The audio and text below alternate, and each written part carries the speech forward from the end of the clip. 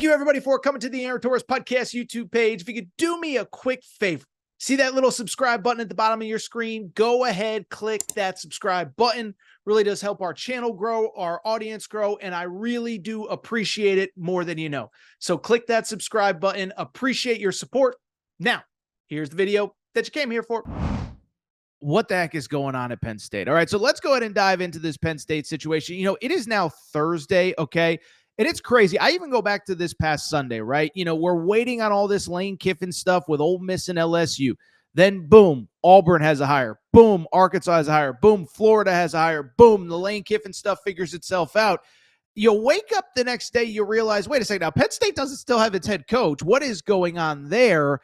Then, how about this? Kentucky fires and hires a new coach within 24 hours. It just shows you how quickly this stuff happens now. And I'll tell you this, I thought coming into maybe Monday, Tuesday, there must be some big secret about what is going on at Penn State. Well, fast forward, there is no secret. And the bottom line is this is trending, I think, as quite literally one of the worst coaching processes that I have ever seen. And I'll be totally transparent. I think it's time to start asking big picture questions of just how good of a job is Penn State actually, okay? And so let's go ahead and go back to the situation when James Franklin was fired, okay? And I don't want to spend a ton of time relitigating old stuff, okay? But even when James Franklin was fired, you can go back to that day's episode, and I still, listen, I'm not somebody that fights for all these guys like Hugh Freeze had to go at Auburn. Like, you can't score 3 points against Kentucky at home. Billy Napier had to go at Florida. But when James Franklin got fired, I said, I guess that I get it. I guess that your argument for years has been, you know, we're so close. The only teams we can't beat are Ohio State, Michigan when they're a national championship contender, everybody. And then when you lose to UCLA and Northwestern, you know, it gives you not much of a leg to stand on. And I think especially in the moment, to be fair, Drew Aller gets hurt against Northwestern. You look at the schedule. If you remember, the 3 games after Drew Aller's injury were at Iowa, at Indiana, or excuse me, it was Iowa, Indiana, and at Ohio State. And you just sat there and said, you have no chance. You have no chance of reaching your potential and doing what you expected to do. And so I guess in the moment, I sort of got it, but I'm also not going to do revisionist history. In the moment, I was like, this feels like an awfully lot of money to go ahead and pay a guy that did win about 75% of his games as your head coach. And especially when you factor in taking out the COVID season, year 1, whatever, he won a lot of games. And in the moment, I felt like it was crazy. Give me 1/2 second.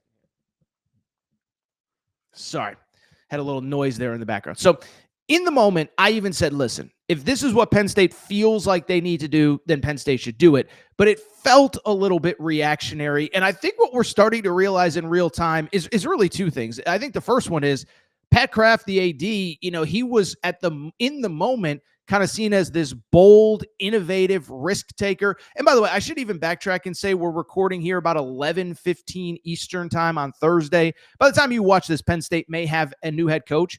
It doesn't change the fact that this coaching search was a disaster, okay? Because here's the real deal. When Pat Kraft fired James Franklin, I think we all had these visions of, what does this job look like? 100,000 seat stadium, new era, Big Ten, big revenue, NIL. Well, what we're seeing is a lot of people are really happy where they are, okay? So first of all, you go back to the day he's fired. Everyone thinks it's going to be Matt Rule. I was told that Matt Rule actually was a legitimate candidate. Then Matt Rule went out, messed around, and lost to Minnesota like literally a week later. And Penn State's people were like, you cannot hire this dude. Matt Rule, whether he was a legitimate candidate or not, he gets his extension. Kurt Cignetti gets an extension. You know, going throughout the season, I know Jeff Brom, there's been weird, you know, has he signed something, has he not? But he clearly indicated this week he is not going anywhere. I think when I started to realize, oh, what is Penn State going to do? It was when Eli Drinkwitz, I think it was Thanksgiving morning, maybe it was Black Friday. I think it was Black Friday going into the Missouri-Arkansas game. Eli Drinkwitz is like, no, I'm staying at Missouri, but I would too for $11 million a year. When Eli Drinkwitz make $11 million a year, that's another conversation. Okay.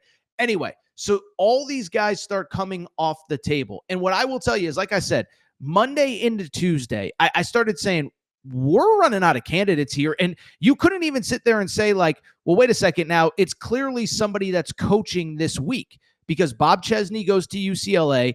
Obviously, Kalani Sitake was the big swing that, listen, we're going to talk BYU in a second. I've been there a couple times this year. It's a unique place, but it is an awesome place. And when you're one of their own, it just, I don't ever think, listen, Penn State fans are going to tell you, oh, he verbally agreed and he this or that, whatever. Until a piece of paper is signed, nothing is done. And I will go to my grave believing that that was more of a leverage play. Kalani Sitake was making $3 million a year when Kenny Dillingham and Deion Sanders in his own conference were at like the $8.5 million mark. And so I never believed Kalani Sitake was a candidate, but I just bring it up because this thing is a total train wreck. By the way, Brian Hartline, who you sat there and said, like, is that like a fringe, maybe worst case? He took the USF job on Thursday.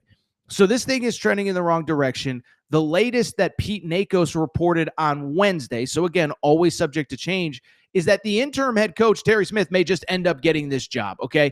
And so, listen, this is absolutely no disrespect intended to the interim head coach.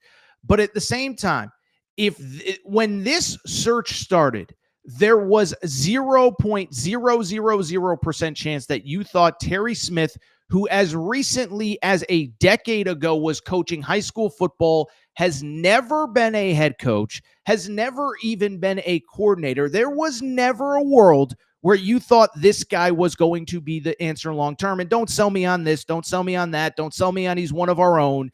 This was never the plan. And so we'll see if Pat Kraft, the AD, has a rabbit to pull out of his hat. But it doesn't change the fact that no matter how this ends, barring some shocking hire that nobody saw coming, I don't know how you salvage this, and I don't know how you say that this was anything other than an unmitigated disaster. I'll add this too.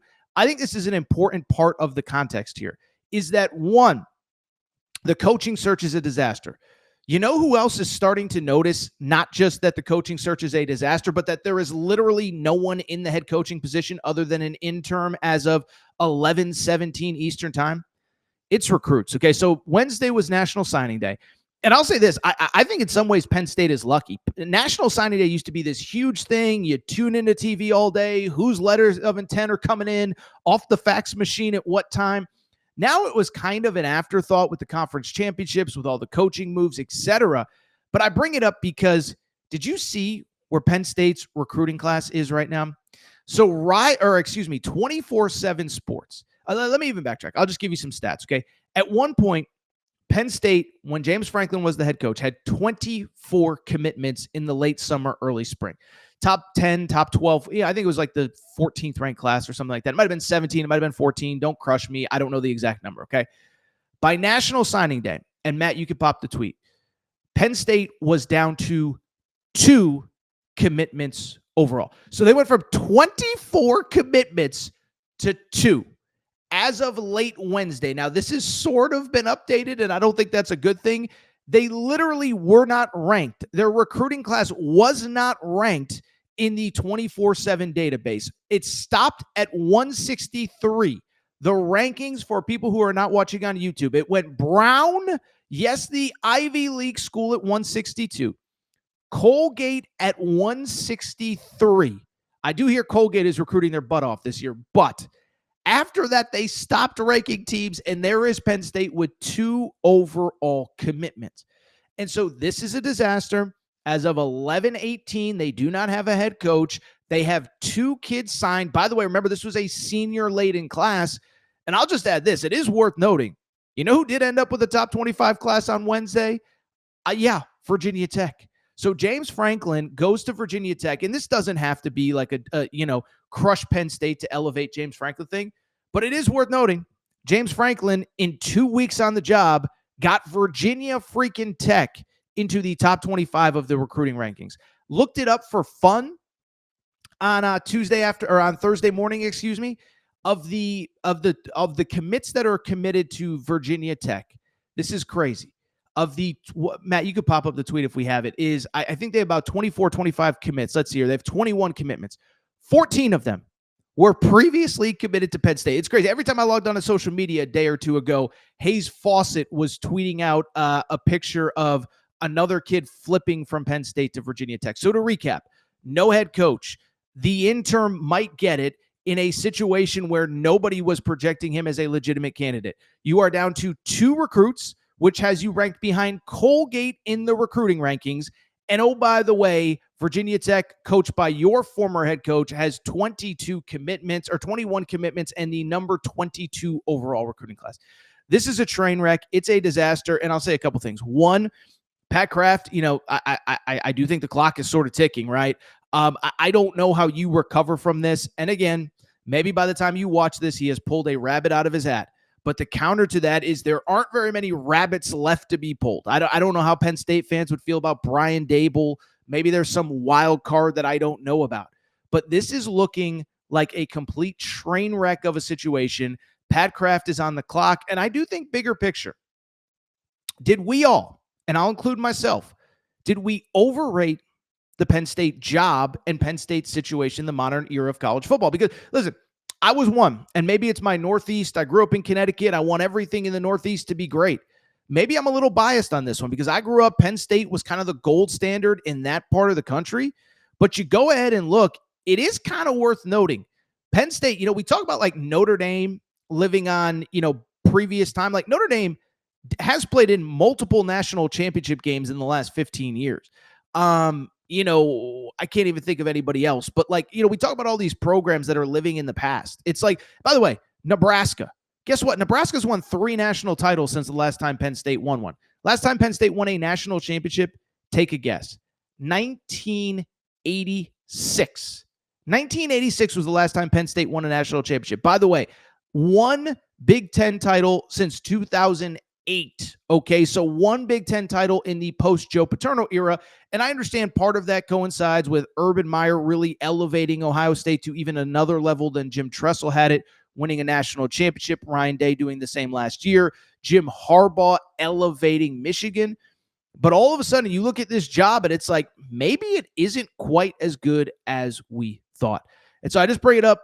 What a disaster. As we record, Penn State has no head coach. They have no recruiting class. And as I mentioned, Drew Aller's out.